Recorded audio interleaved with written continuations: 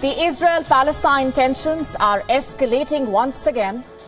We have been getting in developments over the last 24 hours that have been dominating global headlines. Rockets were fired from the Gaza Strip. Israel responded with counterstrikes, and the tensions have raised concern around the world. Are these signs of another uprising? What really is happening on the ground? We piece together the developments for you, and we ask, is Israel heading towards another intifada? That's our top focus in this edition. Also on the show for you tonight, we tell you how cracks are emerging in China's dream project, the BRI, quite literally, and what this means for the country. Pakistan is battling for survival. Its troubles are mounting. We tell you why the latest developments are sending alarm bells ringing around the world. Is ChatGPT thriving on underpaid labor? A report says it was developed by exploiting and underpaying Kenyan workers. We tell you more. The robots of the future are already here. We make you meet game-changing, shape-shifting robots.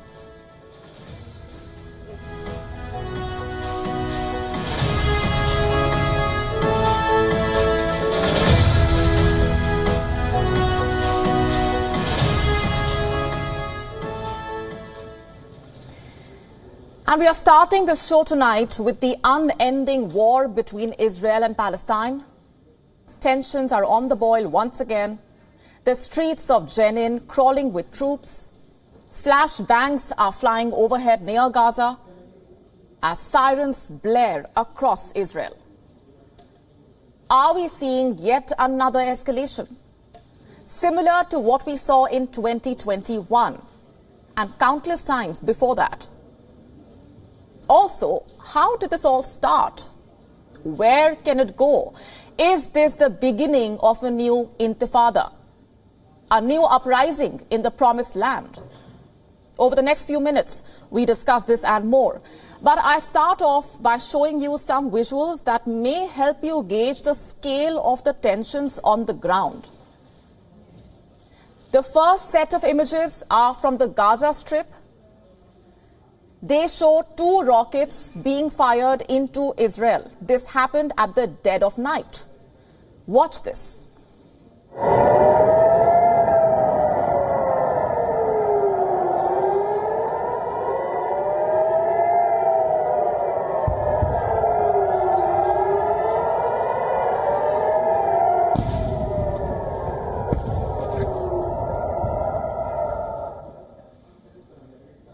And minutes later, the rockets were seen flying over Ashkelon, a coastal city in southern Israel, just 13 kilometers away from the Gaza Strip.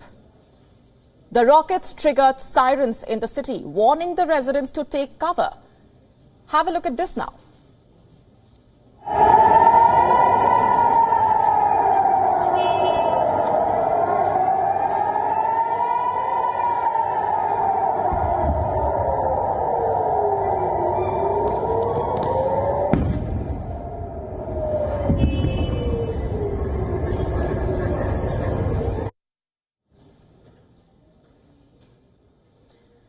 So who fired these rockets?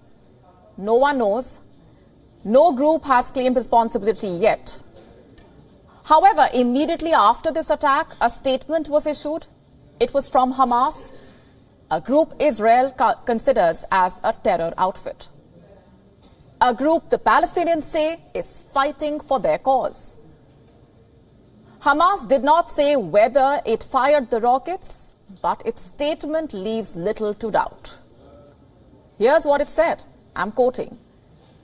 We will continue to carry out our duty to defend the Palestinian people and their sanctities, and will remain the people's shield and sword. So what explains this statement and the attack? Is it linked to the recent military operation? It certainly seems like it. Just look at the timing of it all. Barely 24 hours before this attack, Israeli forces conducted a raid in Jenin, a city in the northern West Bank. And visuals show security officials barging into homes, and indulging in a brutal gun battle. What was this raid all about? I'll tell you that in just a bit. First, have a look at this footage.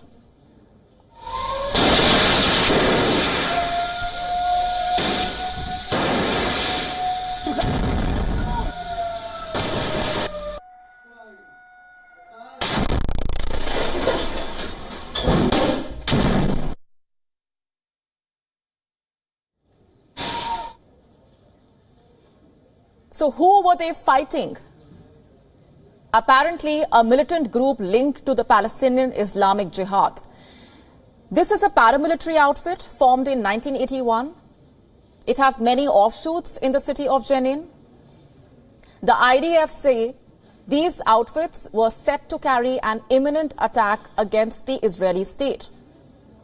Has that attack been averted? Yes, and with a heavy death toll. You see, this raid was the deadliest in recent years, the biggest single operation in the territory.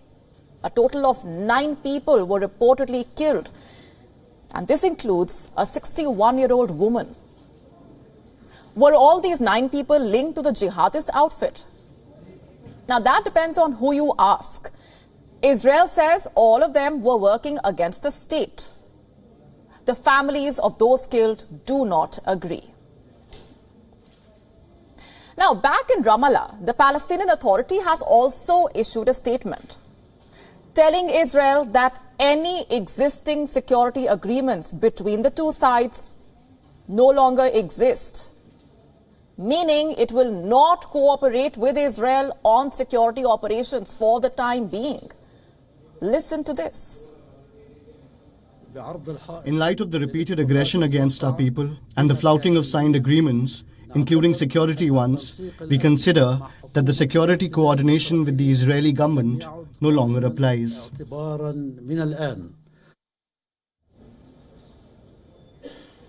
24 hours since these statements were issued, the situation remains critical.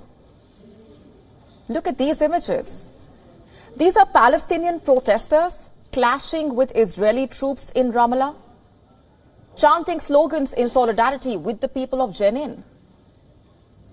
At another border crossing with Israel, the people of Gaza are burning tires and waving the Palestinian flag. Some of them even say they plan to seek revenge for the siege in Jenin. I want to send a message to the Jewish, to the occupiers. Gaza stands with Jenin and Jerusalem, overcoming the humiliation and siege. Salute from Gaza to Jenin. And Israel is not taking these threats lightly. As I speak, it is reinforcing its defenses, planning to strike outposts in Gaza. And one such strike unfolded this morning itself. The Israeli army has released some footage. It shows 2 rounds of strikes in Gaza, targeting safe havens of Hamas Islamists. Israel maintains that there were no casualties in these strikes. So you saw the raids, you saw the strikes, you saw the protests. Let's now get down to some questions, crucial questions. How do we perceive this latest spell of unrest? Could this snowball into a serious standoff? Could this lead to another intifada? For those of you wondering what that is, an intifada is basically a rebellion, a widespread resistance movement.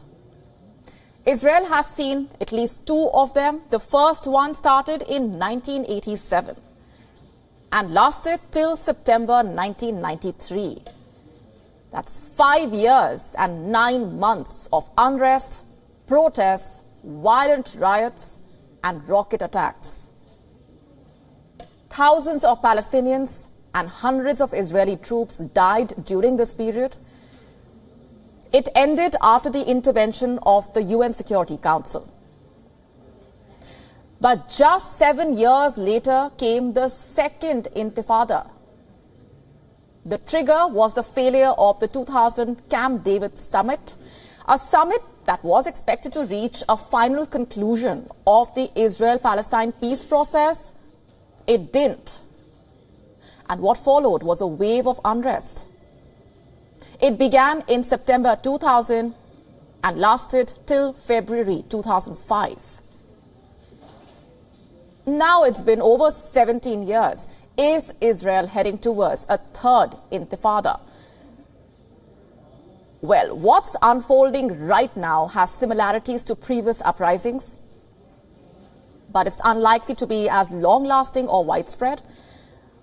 We saw similar tensions in 2021. They ended in a matter of weeks.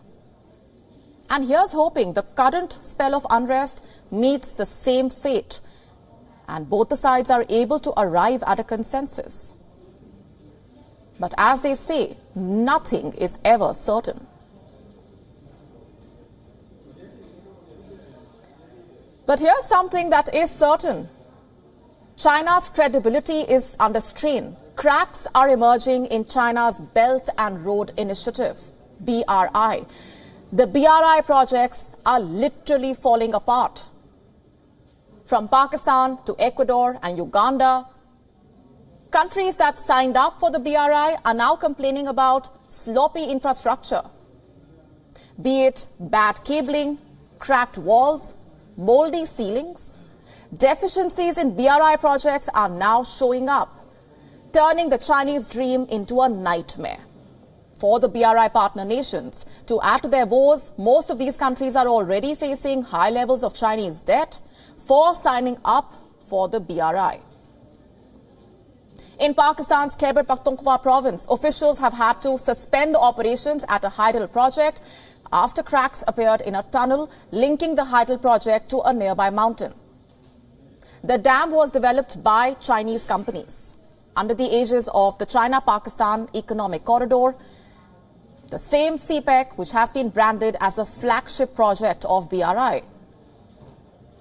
Sloppy infrastructure and high debt levels aren't the only problems, by the way, associated with the BRI projects. The political fallout has been especially stark. And Gwadar is a case in point. The Gwadar port has been called a jewel in the crown of CPEC. It is where the CPEC ends. One would expect Chinese investments to bring benefits to the local community. But CPEC has brought nothing but misery to the locals here. Mass protests against China's control of Gwadar have been a regular feature in Gwadar. And what are the locals complaining about? Exploitation of fishing resources by Chinese trawlers. Exploitation of the natural resources by the Chinese companies. Restriction of movement of the locals due to the checkpoints. The Chinese investments under the BRI framework have created political turbulence in Pakistan. And by the way, Pakistan is not the only country that China has toyed with. In Ecuador, thousands of cracks have appeared at another Chinese hydel project. The Coca-Codo Sinclair hydroelectric plant is not just another project, it is the biggest infrastructure project in the country's history. Chinese President Xi Jinping spoke during its inauguration in 2016. The deficiencies in the project are a direct blow to Xi Jinping's credibility. Meanwhile, in Angola, a housing project built with Chinese funds has now developed cracks in the walls and molds. The Belt and Road Initiative is becoming a tale of broken promises and misery, to say the least. And as the BRI projects fall apart, so is the economy of Pakistan, a country that considers China its godfather. It's fighting for survival, and China is not helping. Why would it? Pakistan's economy is beyond repair. It is scraping at the bottom of the barrel. The currency is in free fall. Forex reserves are depleting. The national debt is mounting. Look at what it's doing, seeking the help of the United States to revive an IMF loan program. That's right. On Wednesday, Pakistan sought Washington's help to make the IMF soften its terms. Remember, the International Monetary Fund has set certain conditions for Pakistan if it wants to secure the much-needed financial aid. Conditions like setting up an anti-corruption task force, hiking electricity tariffs, imposing a levy on petroleum products. And Pakistan is unable to meet these conditions. So then what does it do? It begs the United States for help. This man is Ishaq Dar. He is Pakistan's finance minister. And he apparently told a visiting American delegation to make the IMF show some leniency towards Pakistan. The American delegation left without any concrete promises. So Pakistan is back to square one, helpless, hapless, so much so that the Pakistan government is launching another austerity drive. That's the third austerity drive, by the way, in just 2 years. Imran Khan, remember, had launched one when he was in power. And now Shehbaz Sharif has embarked upon another. And what does he plan to do under this drive? 3 things primarily. 1, slash the salaries of government employees by 10%. 2, cutting down expenditures of the ministries by 15%. And number 3, reducing the number of federal ministers, ministers of state and advisors. Right now, there are 78 of them. And Pakistan plans to get the number down to 30. The rest will be asked to work on a pro bono basis. And these are just the initial details. Pakistan's National Austerity Committee is apparently working on more such proposals. The question is, will these measures help? We highly doubt it. Because the list of problems that Pakistan faces is slightly longer. Take the problem of electricity. Pakistan is struggling there. It does not have enough power left to generate electricity. In fact, the situation is so bad that earlier this week, there was a nationwide power outage. The worst electricity outage in years. From Karachi to Lahore to Islamabad, the lights went out. Millions were affected, left without power for 16 hours at a stretch. And what caused this power outage? And that depends on who you ask. The government says it was due to a grid failure, a technical glitch in the transmission system. However, the federal officials on the condition of anonymity say that this outage was due to Pakistan's dwindling fuel supplies. They say that the government turns off the power plants every time it has to save fuel. And right now, Pakistan does need to save plenty of petrol and diesel. Look at this report. Dawn carried it this week. It says several Pakistani cities are witnessing large-scale shortages of petrol and diesel. The capital, Islamabad, the Khyber Pakhtunkhwa province, being the worst hit. And this fuel shortage is one problem. The other problem is currency. It's falling like a bungee jumper. Only that we doubt if it will be able to climb back at all. Look at the numbers. On Thursday, the Pakistani rupee was valued at 255.43 rupees against the dollar. On Friday, it fell further to rupees 266.6 against the dollar. That is a fall of 24.54 rupees in just one day. And this is an all-time low. We understand that breaking records is a good thing, but Pakistan seems to be breaking records in a race to the bottom.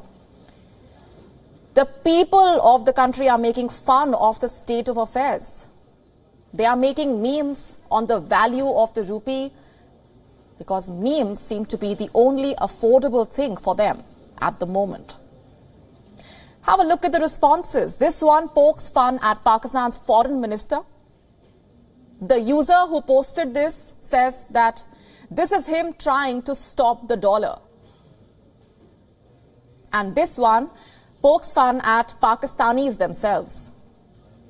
Those who earn in rupees are watching in silence as those who earn in dollars rejoice. This one user wrote that, I just think, and the dollar's values increases. Someone replied saying, then you please stop thinking. These reactions are hilarious. Pakistan's situation, though, is critical. Look at this headline. Gold prices in Pakistan have hit an all-time high, and they are expected to keep scaling new peaks in the days ahead. The question is, why? And the answer is the state of the Pakistani rupee. Looking at just how bad it is, just how it is performing at the moment, investors are eyeing gold as a safer bet. So gold demand in the country has jumped manyfold. And this in return has led to a colossal spike in the prices. So at the end of the day, this is what Pakistan has. A shortage of loans, frequent power blackouts, a free-falling currency, and all-time high gold prices. Just how will the country navigate these challenges? Is the Pakistani government working on a plan? Well, we surely hope so, although we know they need prayers more than plans right now.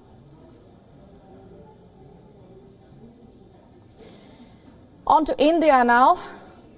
India's Adani Enterprises is facing unprecedented turmoil. Its shares have plunged by nearly 20%. 7 listed companies of the Adani conglomerate have lost a combined $48 billion in market, and all of this because of a report by the US short seller Hindenburg. Let me now tell you a little bit more about this report. It was issued on the 24th of January and detailed wide-ranging allegations on Gautam Adani's empire. Following a 2-year investigation, Hindenburg has accused the enterprise of corporate malpractice and stock market manipulation. It says that the share prices of Adani's companies are overvalued, and the timing could not have been worse. Adani Enterprises had planned a $2.5 billion share sale. It was seeking to attract a broader network of local and global investors. Retail investors and high net worth individuals can bid for shares starting today through the 31st of January. But the report has made things murky. It seems to have soured investor sentiment towards the sale.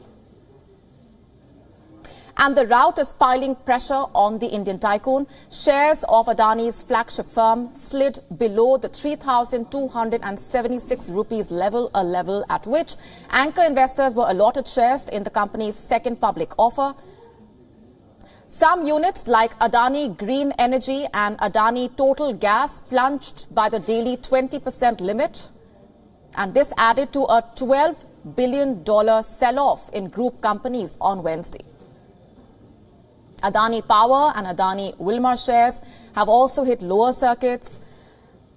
A stock hits a lower circuit when there is intense selling pressure and the conglomerate's shares are in free fall, declining for the second straight day.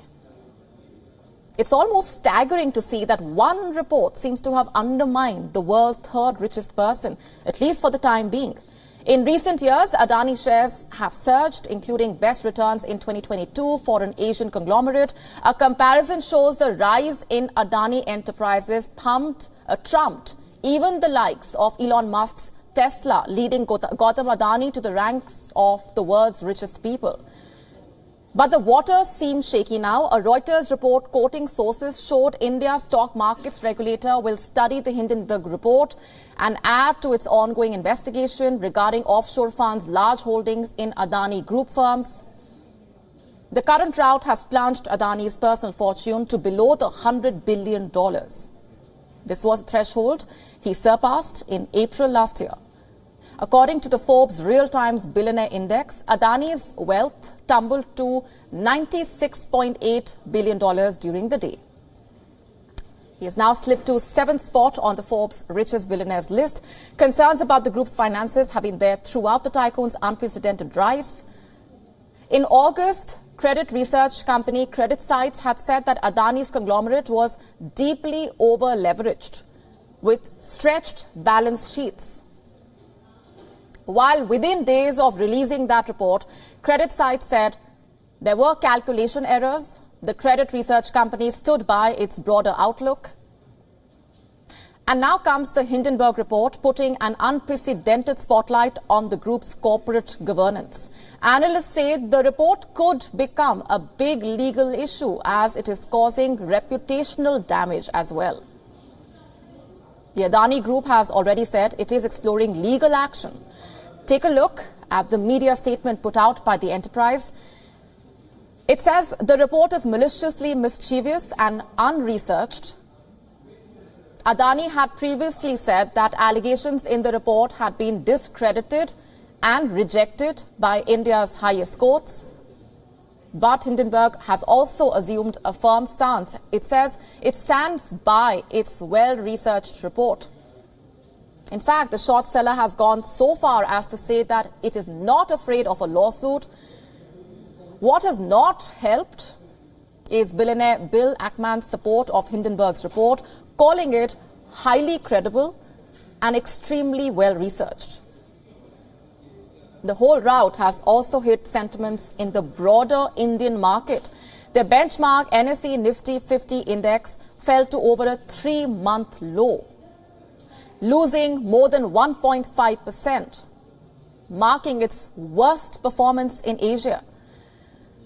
Some equity analysts are concerned on the Indian bank's exposure to Adani Group's stock. However, some market watchers say the impact to the broader market will be limited. But whatever happens in the market, the report has posed unprecedented risks of a collapse for the Adani Group, at least. How will it cope with this downfall? And staying on with India, the country is building a mega transshipment port in the Andaman and Nicobar Islands, estimated to cost $5 billion. And what makes this even more significant is that the upcoming port will rival major shipping hubs, which include Singapore and Colombo. Moreover, the port will help end India's reliance on Southeast Asia and Sri Lanka. At present, over 80% of India's transshipped cargo gets into the country through Colombo and Southeast Asia, costing New Delhi over $200 million annually. India is turning its strategically located island chain of the Andaman and Nicobar Islands into a major shipping hub of the Indo-Pacific. The port's development is part of India's Indo-Pacific strategy. The proposed mega terminal at Galatea Bay in the Bay of Bengal has a natural depth of over 20 meters, more than that of Singapore and Colombo. It would offer a 400-meter wide navigational channel, one of the biggest in the regions. It would offer 7 berths and come with state-of-the-art infrastructure, which includes an airport, a township, and a power plant. But what would really set this port apart from other ports in the region is its strategic location. The new port is coming up near Strait of Malacca, an international choke point. Around 80% of global trade passes through the region, including majority of China's trade and energy supplies. And what's more, experts say India could leverage the port's location to its advantage in case of a crisis with China, with which India is embroiled in a land border dispute. India already has a formidable military presence in the Andaman and Nicobar Islands, home to the country's only tri-service command.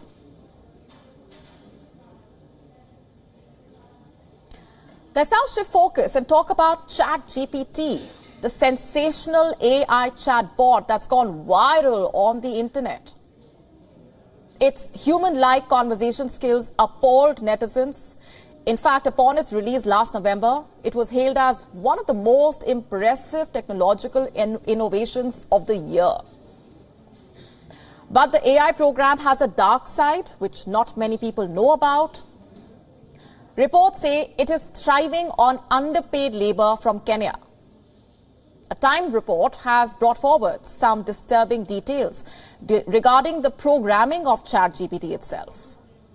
But before I explain that to you, let me ask you this. Do you remember GPT-3? For those who might not be aware, it is ChatGPT's predecessor. It showed an impressive ability to string sentences together. But do you know where it lacked? At putting on a filter. The chatbot was brilliant, but it often blurted out violent, sexist and racist remarks. And that was because the AI had been trained on hundreds of billions of words scraped from the internet, which unfortunately also included coarse and abusive language. And this was something that ChatGPT's creator, OpenAI, did not want to repeat. And so it planned to design an additional AI-powered safety mechanism. The premise was simple. OpenAI would feed the examples of violence, hate speech, and sexual abuse, and the tool could learn to detect those forms of toxicity. That detector would be built into ChatGPT. It would check whether it was echoing the toxicity of its training data and filtered it out before it reached the user. Now imagine the Herculean task of labeling all offensive words on the internet to set an example for the detector. Seems next to impossible, does it not? But it was actually carried out. OpenAI sent tens of thousands of snippets of text to an outsourcing firm in Kenya. Much of that text was pulled from the darkest recesses of the internet. Some of it described situations like child sexual abuse, murder, suicide, torture, self-harm, and incest in graphic detail. OpenAI's outsourcing partner in Kenya was SAMA, S-A-M-A, which is a San Francisco-based firm. It employs workers in Kenya, Uganda, India, to label data for the Silicon Valley clients like Google, Meta, Microsoft. It employed data labelers to sift through the toxic content. The workers were expected to read and label between 150 and 250 passages of text per 9-hour shift. And many employees described being mentally scarred by their work. Guess what they were paid for it? Around $1.3 to $2 per hour. You heard that right. The employees worked in precarious conditions. They were reading through disturbing text for 9 hours every day. They had access to wellness counselors, but therapy sessions were rare or of no use. And they went through all of this to earn less than $2 an hour. The work's traumatic nature eventually led SAMA to cancel all its work for OpenAI in February 2022. The contract was terminated 8 months earlier than planned. But I want to ask this question. What was SAMA thinking to begin with? The contract stated that OpenAI would pay an hourly rate of $12.5 to SAMA for the work. This was 6 and 9 times the amount SAMA was paying its employees. In its defense, the company said the amount covered other costs like infrastructure expenses and other benefits. But does that justify the situation that the Kenyan workers were put through? Shouldn't a company like SAMA provide better working conditions to its labor? What were the labor bodies of the Kenyan government doing about this? How can unfair practices like this prevail at such a large level? And what does this say about AI programs like ChatGPT?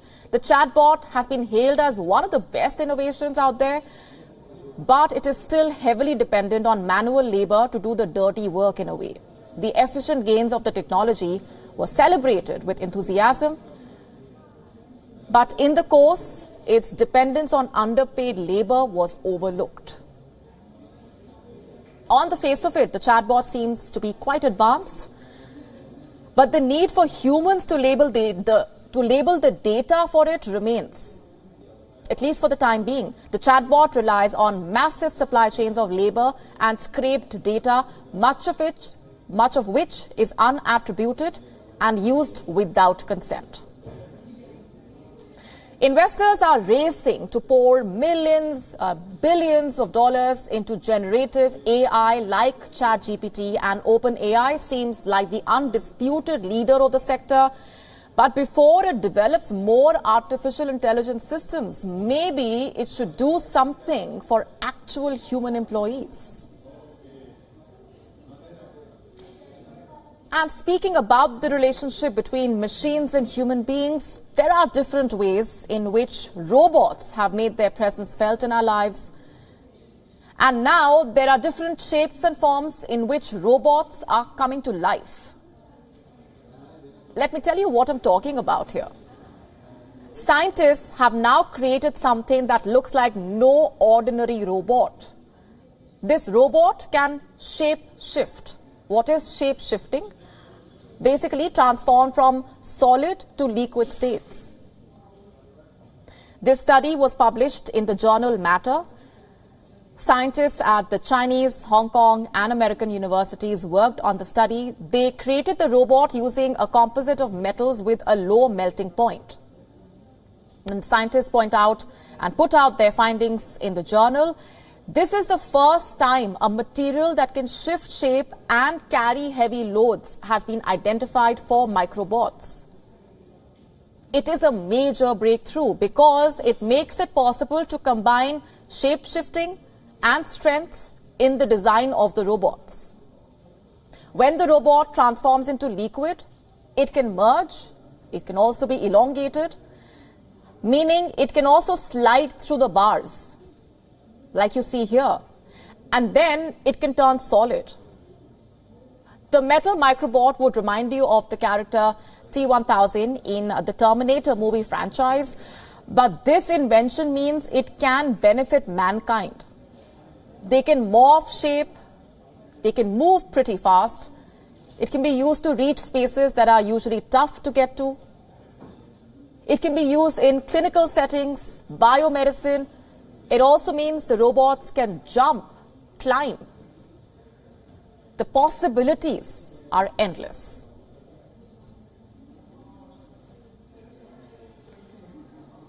And before I end the show tonight, I want to get you a very special story. Indian legend Sanya Mirza bid an emotional farewell to the big stage as she and Rohan Bopanna lost the Australian Open mixed doubles final in Melbourne.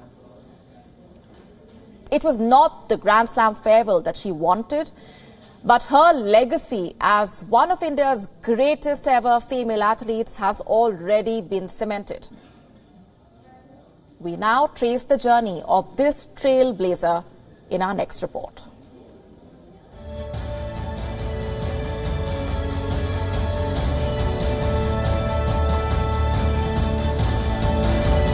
It was her last dance on the big stage. Mirza had announced that the Australian Open campaign would be the final Grand Slam of her glittering career, one that has made her a household name in India. It was a fitting place for her final bow at a major, as she won her first Grand Slam title in Melbourne back in 2009, alongside fellow Indian great Mahesh Bhupathi. Mirza teamed up with Rohan Bopanna, and the all-Indian duo put on a real show down under, reaching the mixed doubles title clash. But it wasn't the perfect farewell, as the Brazilian pairing of Luisa Stefani and Rafael Matos won the crown. And that's been the story. Luisa Stefani and Rafael Matos are the mixed doubles champions at the Aussie Open. Mirza's emotions got the better of her after the match as she looked back on her long and illustrious career. I'm still going to play a couple more tournaments, but my journey of my professional career started in Melbourne. Sorry, guys.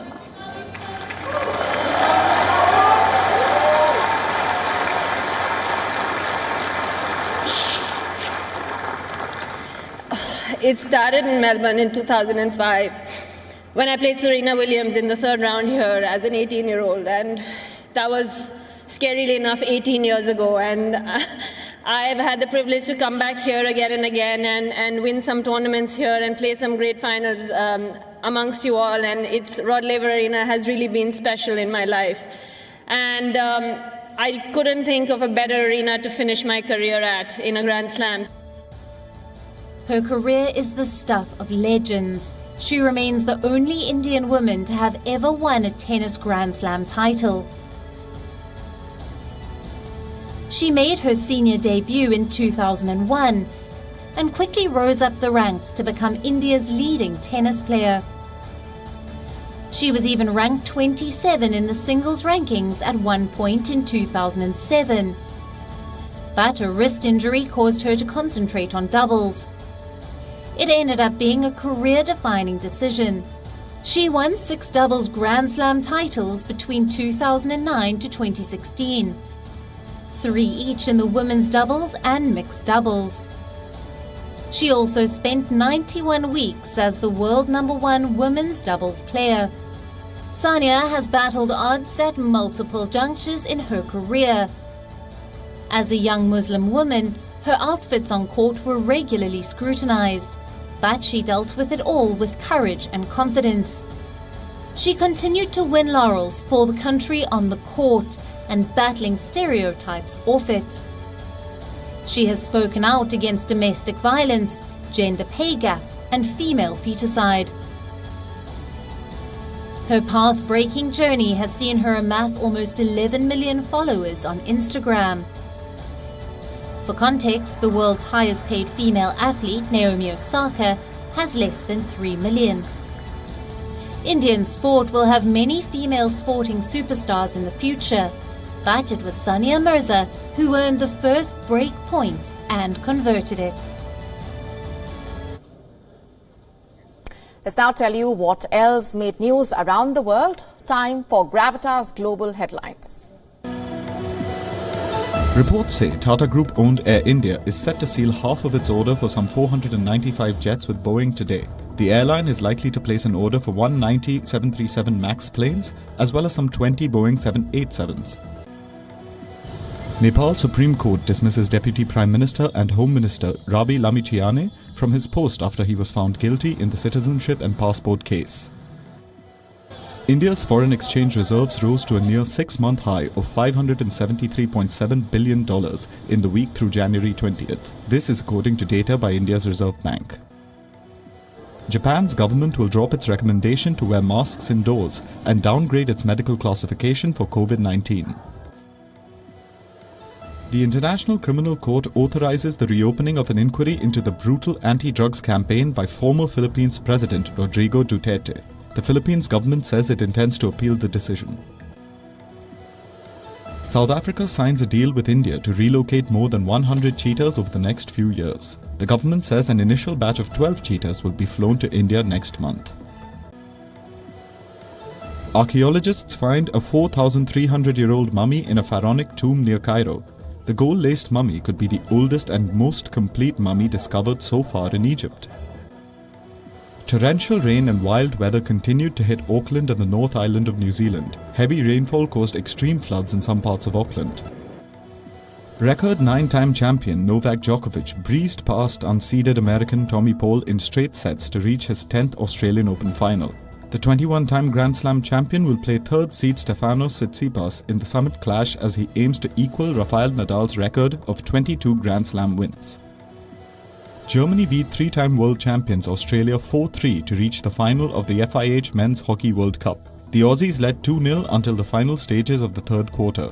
But a hat-trick by Gonzalo Payat and a strike by Niklas Wieland with 6 seconds left on the clock helped the Germans reach their first final since 2010.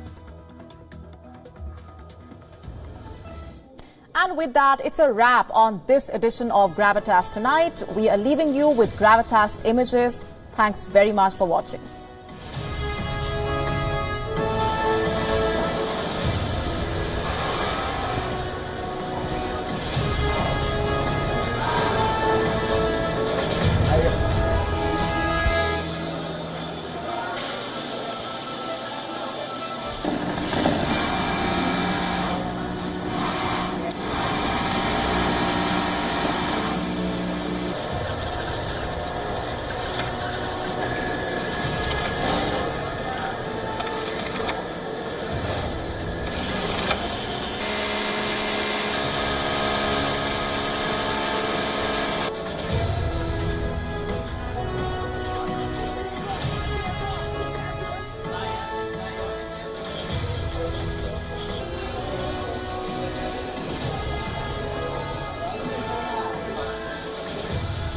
Estimulando pra caralho.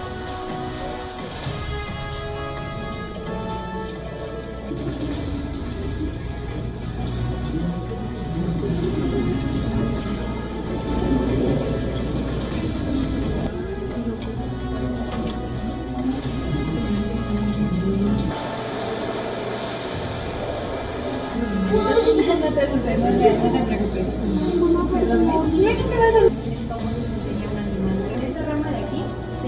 Se les proporcionan ramas para que ellas puedan